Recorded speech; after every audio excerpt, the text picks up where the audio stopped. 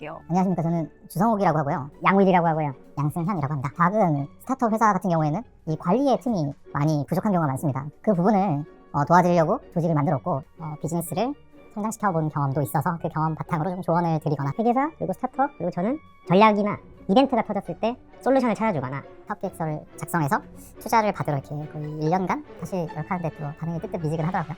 예비 창업 패키지, 초기 창업 패키지, 그다음에 창업 도약 패키지인데 자본을 어떻게 조달할까? 내가 인생을 잘 살았나? 막 이런 거 있잖아요. 그럼 우리가 어차피 돈을 버는 게 목적이니까 나의 몇 %를 주는 게 아니고 내가 얼마나 더 벌 수 있는지로 생각을 해야 되거든요.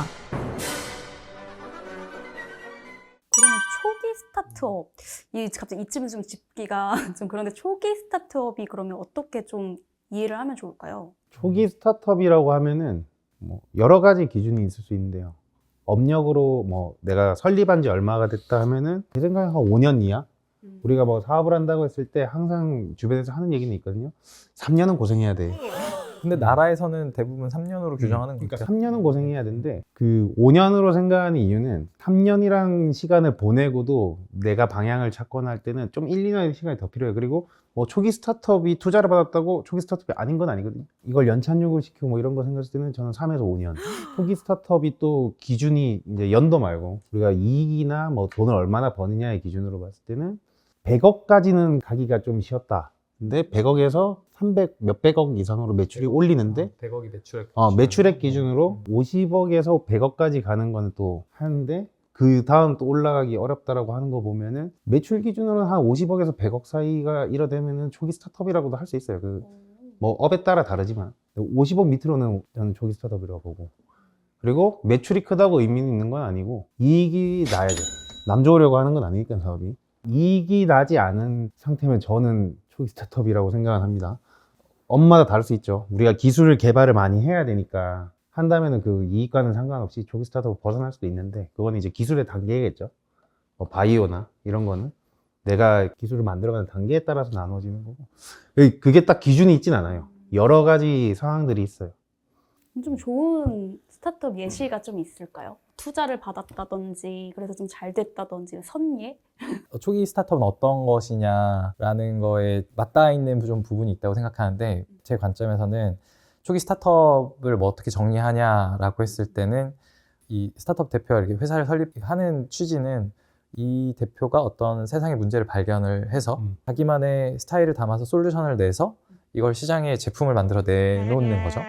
근데 이 제품이 시장에 반응이 있을 수도 있고 없을 수도 있잖아요. 내가 발견한 문제를 풀기 위한 솔루션을 시장에 내놨는데 시장에 반응이 있었고 이게 좀 성공적이다. 그러면 뭐 일반적으로 말하는 뭐 PMF를 찾았다, 프로덕트 마켓핏이 있다 이렇게 말을 하는데 그것이 이제 뭐 가설 검증을 했다라고 말하기도 하고 근데 그 검증이 됐냐 안 됐냐 검증을 마치지 못했으면 아직 초기인 거고 이 단계에서 검증이 돼서 이제는 뭐 더 공격적으로 마케팅도 하고 더 기술 개발도 고도화하고 해서 시장에 본격적으로 나가서 한번 해봐라 라고 하는 게 약간 그게 이제 시리즈 A 단계에서 취지에 맞지 않나라는 저는 생각을 해보네요.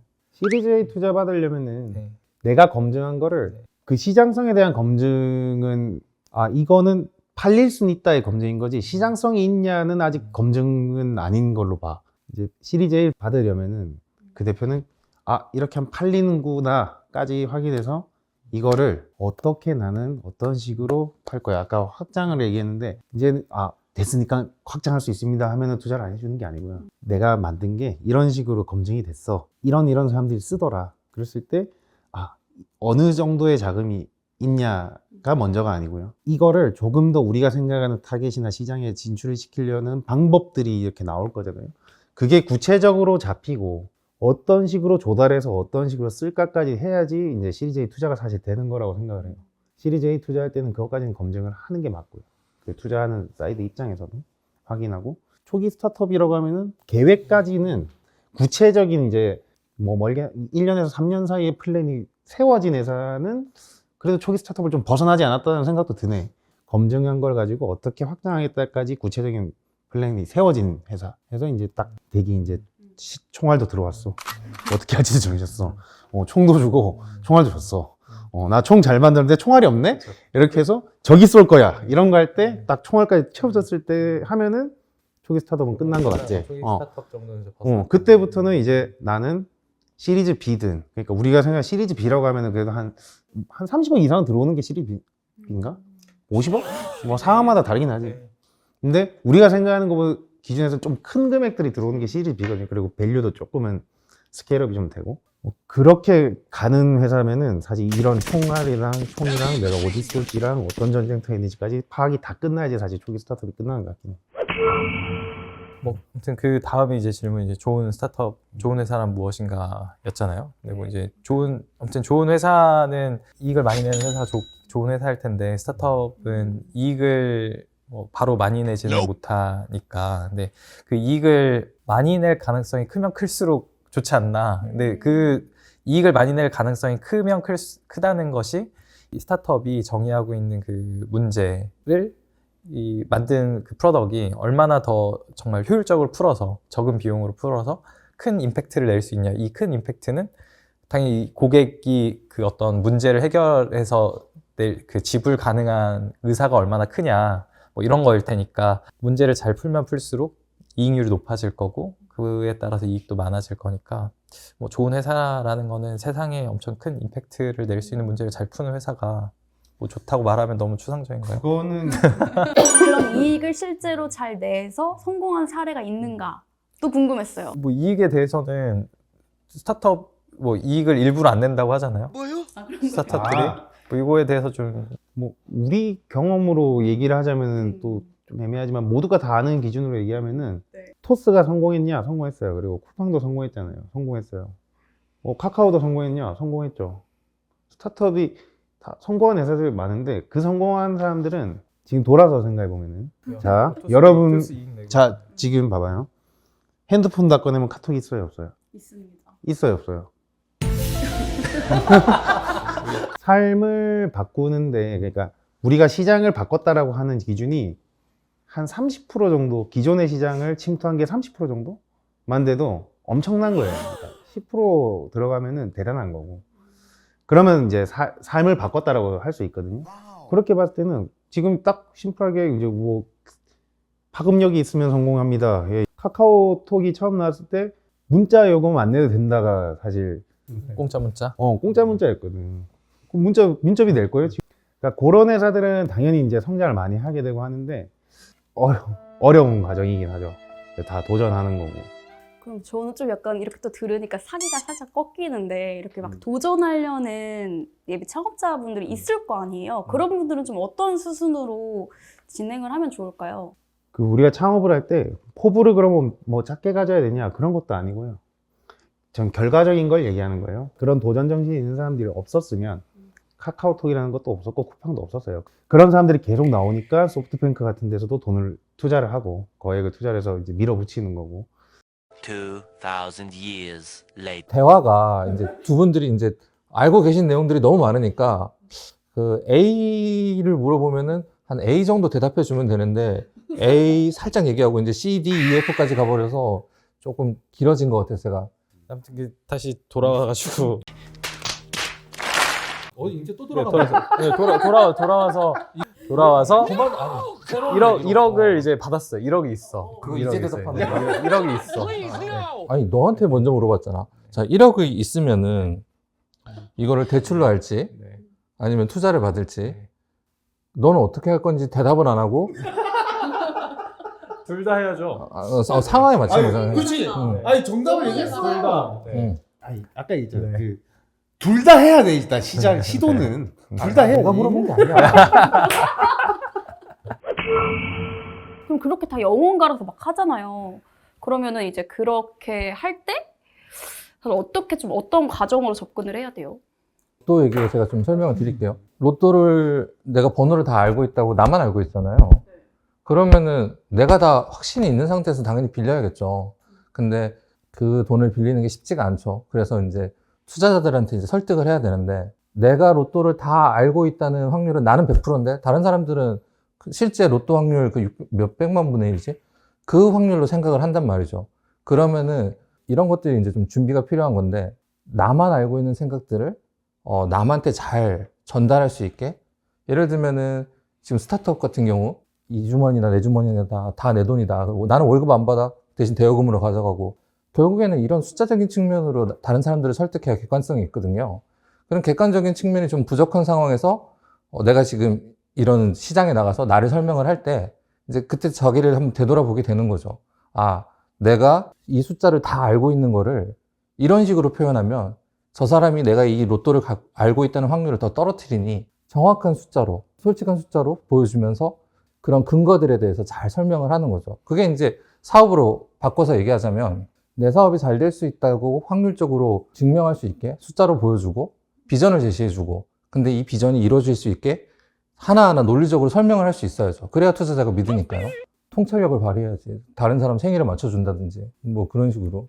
진짜 이렇게 뭔가 얘기를 하다 보니까 진짜 대표라는 자리도 어깨가 무거울 것 같고 이 스타트업으로 뭔가 시작하는 그 포부의 마음도 뜨거울 것 같아요. 저도 좀 창업 욕구가 있는데 저 같은 사람은 어떻게 접근해요? 그 왜 창업하고 싶으신데요? 당연히 돈 벌려고 이러면 안 돼요? 그 인간의 욕구를 반하지 마. 이게 이제 사업을 하시면 안 되는 전형적인 스타일인데 아니 나는 돈을 많이 벌어서 사회에 환원하고 싶어요는 거짓말이야. 근데 난 돈을 많이 벌고 싶어요까지는 100% 진실이야. 넘어갈까요? 되게 막 가슴 설레는 아이디어가 있어요. 그래서 근데 내가 혼자 하지는 못하니까 팀빌딩을 해야겠다. 같이 할 동료라든지 코파운더를 찾아야겠다. 이렇게 해서 막 가서 내 아이디어를 막 설명을 할 거 아니에요. 그런데 구두로 설명하는 것과 투자자를 꼭 설득하기 위해서가 아니라 나랑 같이 할 팀을 설득하기 위해서라도 IR 덱, 사업계획서를 작성해 보는 거는 꼭 필요한 작업인 것 같아요. 나의 생각도 정리하고. 근데 투자를 하겠다는 사람이 만약에 있다. 근데 지분을 가져가겠대요. 예를 들어서 한 70%. 그럼 어떡해요? 그러면 그 나쁜 투자자죠. 70%를. 그런 사람 왜 만나? 아 이거 아니에요? 아, 이거 아니- 다 가져가는 거예요? 아 그러면 투자 받으면 안 되는구나. 아니면은 밸류를 아주 높이 쳐주면 더 좋은 거죠. 난 사업 안 하고 돈 버는 거니까. 이 사람 맨날 숫자로 봐. 우리 캐릭터 확실해요. 숫자? 그치? 아니 내가 돈을 벌려고 사업을 하는데 이미 나한테 돈을 많이 주면 나는 사업을 안 해도 되는 거 아니야? 계획만 말해주면 되는 거 아니야? 나는 그러면 제일 좋을 것 같은데. 그치. 왜냐면 중간에 시행착오를 다 막아주는 거잖아. 근데 만약에 그 지분을 내가 1억을 받는 것 대신에 10%의 지분을 줬다. 1억을 투자받고 그래서 나의 지분 90% 되고 1억 투자한 사람이 10%가 됐어요. 그럼 회사 전체 가치는 벌써 뭐 있지도 않은데 10억 된 거잖아요. 네. 나 9억 벌었네? 뭐 이렇게 생각이 될 수 있는데 그거는 그건 정신승리고. 어쨌든 뭐 별게 없는데 이 회사 전체를 그러면 10억으로 10%의 지분을 주고 1억을 투자받았다고 했을 때 지금 이 회사를 내가 외부의 제3자에게 10억에 팔 수 있냐 그치, 다른 문제. 라고 하는 건 완전 다른 문제잖아요. 문제지. 어쨌든 이 투자해 주시는 분도 1억에 대해서 10% 가져가는 큰 의사결정이고 나도 10%내 마음속에는 10억짜리 회사를 만들려고 시작한 건 아니니까. 근데 이제 말 끊어서 미안한데 70%를 물어보는데 자꾸 왜 너 하고 싶은 얘기 해. 70%는 있을 수 없는 일이라니까. 아니 그러니까 있을 수 없는 일인데 물어보잖아. 그거에 맞게 대답을 해주고 나서 근데 그건 있을 수 없는 일이다 이러면 되지. 그건 있을 수 없으니까 10%로 다시 얘기해 줄게요. 그러면은 물어본 의미가 없잖아. 아니, 이 형은 고객 맞춤의 끝판왕이에요. 고객 맞춤. 지금 딱 물어본 대로 대답을 하는데 정확하게. 나 같은 경우는 그런 일 없어요 하고 그 70%는 일단 없고요. 만약에 아주 현실적인 거는 뭐 20%일 수도 있고 30%일 수도 있는 거죠. 참. 아니면 40% 넘어가면 안 해야지 사실. 아닌가? 10% 넘으면은 좀 그치. 아, 제가 컨설팅을 많이 받으러 이렇게 왔다. 자, 왔어. 그러면 이제 두 가지를 나는 생각할 것 같아. 아까 사업 계획 얘기를 했는데 내 사업 계획이 구체적이면은 내가 정말 1억이 필요한가부터 다시 생각해요.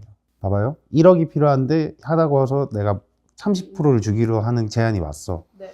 그럼 거꾸로 돌아가 생각해야지. 정말 1억이 필요한가? 5천만 원만 있어도 되지 않을까? 그럼 몇 프로만 주면 돼? 그럼 15%만 주면 되잖아. 내가 원하는 거는 뭐예요?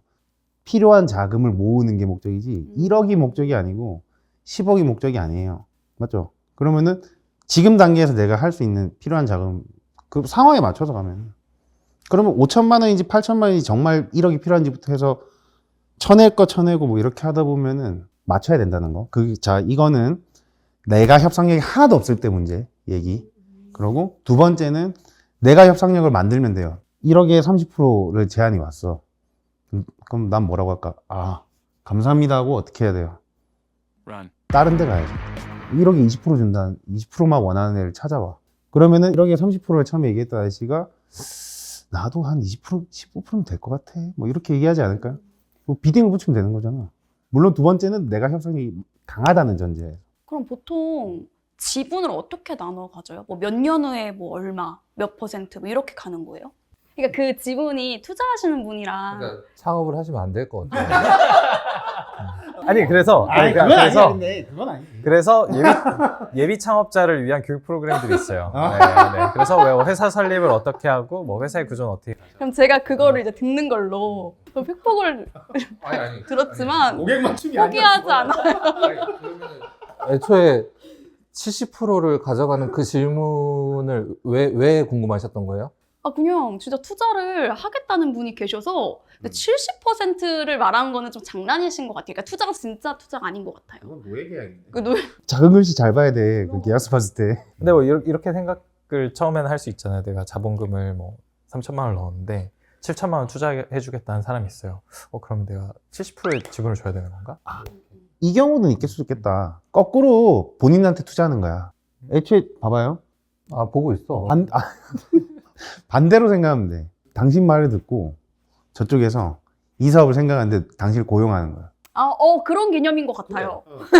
그러니까 노예 계약 얘기하다 그래서 안 하려고. 아, 저 아저씨가 당신의 아이디어를 듣고 아, 그런 거구나. 이렇게. 좀 듣고 확실해졌어요. 그 창업을 하지 말라는 말을 이렇게 1호점 뒤에 오라는 말이랑 비슷하게 생각하시면 될 것 같아요. 네, 시간 관계상 다음 주제로 좀. 최근에 어반베이스 지금 이슈잖아요. 거기가 가 이길 수 있는 사건이냐? 이 1년 전부터 이미 난장판이었을 거다.